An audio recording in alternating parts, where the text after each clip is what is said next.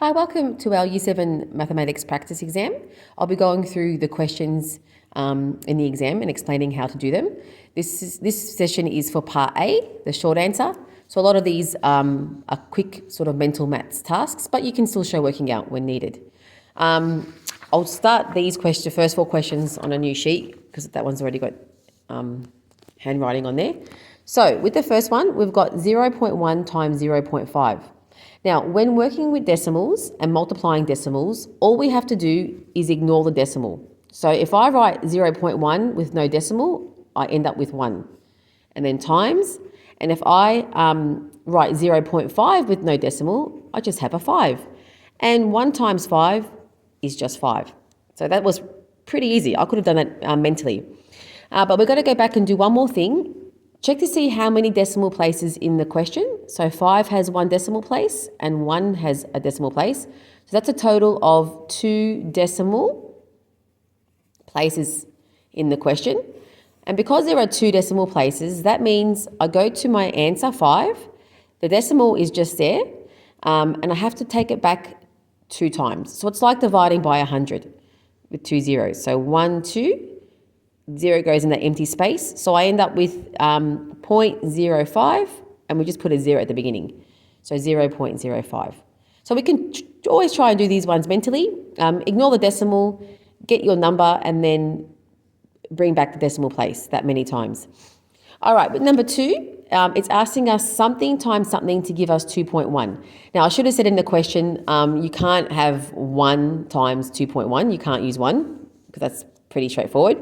So we're going to use the same skills in this question and apply it to here. So if I've got 2.1 and I write it without the decimal, what do I get? I just get 21. And I'm going to work out, okay, what's something times something to give me 21? Now, I know 21 is in my 3 timetables, so 3 times 7 is 21. Now, I've just got to go back to the question. I've got 1 decimal place here because I've got that 0.1. So that means one of these numbers, the 3 or the 7, has to have 1 decimal place. So 1 decimal place in the whole question, 3 times 7. Now you can have 0.7, you can have 0.3, it doesn't matter. I might just pick 0.3. So I know 0.3 times 7 gives me 2.1. And if you had 0.7, that's fine. With number 3, we've got this number times 1,000, and we know we're multiplying with powers of 10. We know powers of 10 have a 1 and zeros, and number 4 is also a power of 10, dividing by 100. But when I multiply by a power of 10, all I have to do is move the decimal place. So right now my decimal place is here.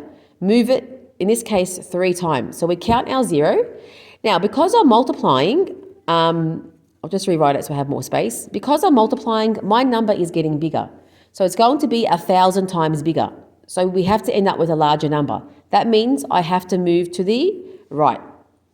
Now we can add a 0 if you want to, or a couple of zeros. And now I can start moving 1, 2, 3 places.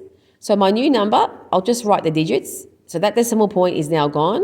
And I've got this here. Decimal point can now be invisible. And if I put a comma in, 1, 2, 3, comma, I've got 983,840. So I can see it's 1,000 times bigger. With number 4, we're doing the opposite because we're dividing. So the opposite means instead of going our number getting larger, it's getting smaller. So we move to the left. Now count how many zeros in my power of 10. I've got 2 zeros. So I grab my number, so 98.7, and move it back 2 times. 1, 2. So I'm now left with 0.987. And when we write numbers, we always put a 0 if there's nothing there. So 0.987. And my number became 100 times smaller. All right, the next question, so we've got those ones there. The next one is dividing 2 decimals. So 0.6 divided by 0.2. Now, we learned that when dividing, this number here has to be a whole number when dividing. Otherwise, if we put it into an algorithm, if I put this in an algorithm, they switch places. So 0.2 would be out there and 0.6 would be out there. And when we have a decimal out here, it starts to get a bit complicated. This one may be a bit easier to work out with a decimal, but other questions, we have numbers that are, trickier to work with. So a goal is, let's make this a whole number, but what I do to one side, I do to the other. If I wrote this as a fraction, 0.6 divided by 0.2, we know they're the same thing. What we do to the bottom, we do to the top. Now, how do I turn this 2 into a whole number? I just have to move my decimal point one space there. And we learnt to do that, just times it by 10. So times it by 10. What I do to the bottom, I do to the top. Now, if you didn't write it as a fraction, what you do to one side, you do to the other side. Okay? Now, I end up with, if I times the top by 10, it becomes a 6 over 2. And if I had it in this form, it'd be 6 divided by 2. So same thing. And that's pretty easy. I don't need an algorithm for that. 6 divided by 2 is just 3. So that's why this one we could have done mentally. Just visualize moving your decimal in both numbers, and we end up with 6 divided by 2, 3. Now this one here, write the following expression as a decimal. Now, we've also learned that if we have our denominators as a power of 10, so I've got a 10 here and a 1,000, the zeros tell us how to turn, in this case, 5/10 into a decimal. We can do them separately, and 9,000 into a decimal, and we can add them and combine them later. So 5/10 has 1 0. So that means I'll have 0 point and 1 place. 1,000 has 3 zeros, so I'm going to have 0 point and 3 places I have to fill in. Now, I've got a 5 that will go into this one because there's only one space, so 5 will fit into there. But this one here, I've only got a 9 on top. So the 9 will have to go at the end, and in these places, I just put the zeros. So there I've turned my fractions into a decimal. And now if I add these decimals, well, I've got 0.5, so 5 in the tens column, I can just put it in the tens column. You can use an algorithm, but a faster way is, we can see the 5 will just replace that 0. So 0.509 would be my answer as a decimal. We had no whole numbers out here, so that's why I've got a 0 there. Now this one here, we're subtracting decimals. So when getting our algorithm ready, just make sure the first thing you should line up is your decimals. And even in the answer, so I'm emphasizing our decimals should all be lined up. So that means now, when subtracting, make sure your larger number is on top. So a larger number, take away a small number. I won't get a negative, it'll be a positive answer.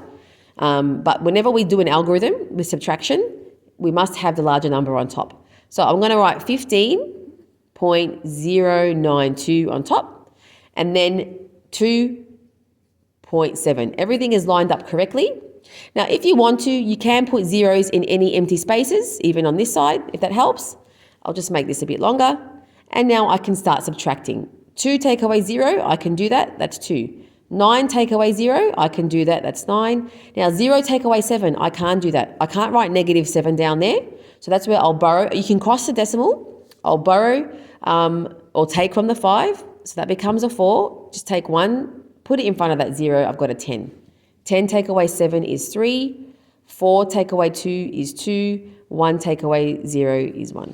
And there's my answer.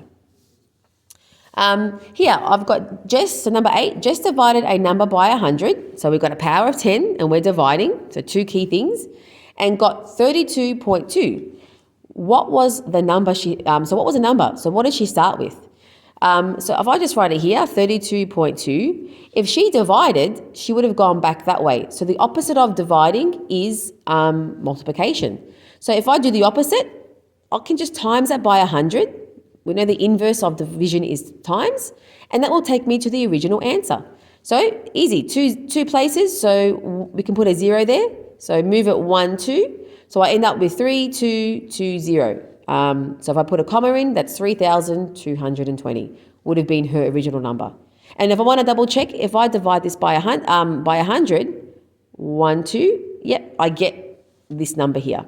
So she would have had to start with 3,220. All right, what is halfway between 0.3 and 0.4? We learned the trick in class. When working with decimals, the easiest way to approach them is we can always add some zeros at the end. You can add as many zeros as you want, but we can now see the number as 30 and 40. Now, I don't have to add any more zeros. So what's in between 30 and 40? Well, I know in between 30 and 40 is 35. So I'll just write it as 0.35. That would be halfway between 0.3 and 0.4. So adding those zeros helped us with that question. Write 8 thousandths as a decimal. Keyword thousandths, we know it relates to 1,000, and thousandths means it's our denominator. So 8 over 1,000 is what we're dealing with. Now, to turn this into a decimal, all we're doing is saying 8 divided by 1,000. You can do it that way, or we also know 3 places means there's no whole number here, so it'll be 0 point, I've got to fill in 3 places.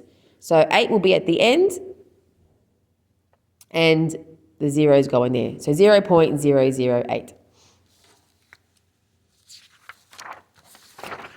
All right, our next page, so 11. The correct working line to express 27 as a percentage of 93. So it's worded funny, but what it's saying is, if you got a score of 27 out of 93, what's your percentage? So first thing is we write it as a fraction, 27 out of 93. And to turn any number into a percentage, we have to times it by 100 and add that percentage symbol. So which one looks like that? It looks like it's E. So we've got the fraction, 27 out of 93. And to turn it into a percentage, times it by 100. Now, this is similar. Write the test score 12 out of 25 as a percentage. So 12 out of 25, there's my fraction. To turn a percentage, we can times it by 100 and add the percentage symbol. And you use your fraction skills, but I know I can turn 25 into 100. I'm going to try using equivalent fractions. So 12 over 25. I can times it by 4, times it by 4. So 12 times 4 gives me 48 out of 100. And there's my percentage. Anything out of 100 is a percentage. So just write it as 48%. 13, write the mixed number to describe how much of a chocolate bar is shaded. Now, it didn't appear, so we can ignore that question. Simplify the following expression. So I've got A plus A plus A. We know we're really adding the ones. 1 plus 1 plus 1 gives me 3A. And that's it. This one here, we're multiplying everything. So multiply our numbers as normal. 2, there's nothing else there besides 1. So 2 is just going to stay 2. And A, B, C, they're all different. So we just write them all together. We know in algebra, in between numbers and pronumerals, those letters we see are invisible times. Now, G times G, we can't write it as GG because it's the same letter or same pronumeral. So we know in this case, we look at the powers. There's 2 powers. 1 plus 1, and we add those powers. So it becomes G squared. Okay? 17, round off 2.3434 to the nearest hundredth. Keyword 100. So we've got tenths, hundredths. That's my hundredth position. So basically, that's going to be my answer. 2 point and then 2 decimal places. Now, we've got to do a check. Go to the number next to the 4 outside the box. Because it's a 3, so it's 4 or less, I don't change that 4. So it's approximately 2.34. It doesn't change. Don't round the 4 down, it just stays the same. Round this number to the nearest dollar. Nearest dollar means nearest whole number. So I'm going to have no decimal, so approximately. So I've got to check, does it stay as 23 or would it go up to 24? Now, I've got 9 there, so 98 cents is close to $24. So approximately $24. Round this number to 1 decimal place. So 1 decimal place is just here. So if I do a box, that's what it's going to look like. Only 1 decimal point value, and then the rest is going to be cut off. But let's do our check. Before I do that, it's a 6. I've got to add a 1 to the 5 because it's 5 or more. So you should have had 34.6. And the last one, use mental strategies to calculate 5%, 10%, and 20% of the same number. Let's start with 10%. Go back 1. 10% is $25. Now 20% is double. So if I double $25, 25 plus 25 is 50. And then 5% is half of 10%. So what's half of $25? $12.50. So that 10% is your go-to, and from there, we can work out the others. Thank you.